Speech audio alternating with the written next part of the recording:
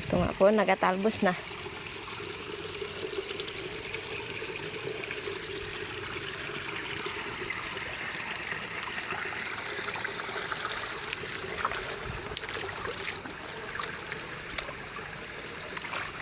Ayan po yung sabi mo na karaan.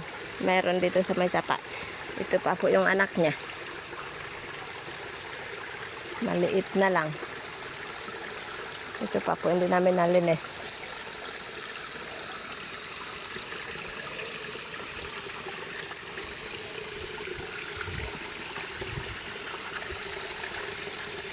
Lahat po yan may tanim na doon.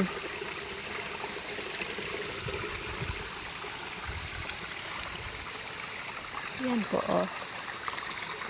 Maklaro mo lang po pag nagtalbos na.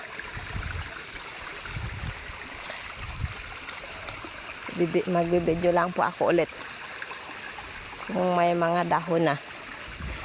Ngayon kasi wala pa eh. Hindi mo pa makikita ng gusto. Ito po siya, oh.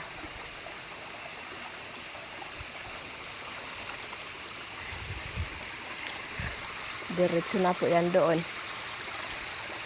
Taakyat po doon sa taas. Takot din po kasi ako. Wala akong kasama. Kaya hanggang dito lang ako.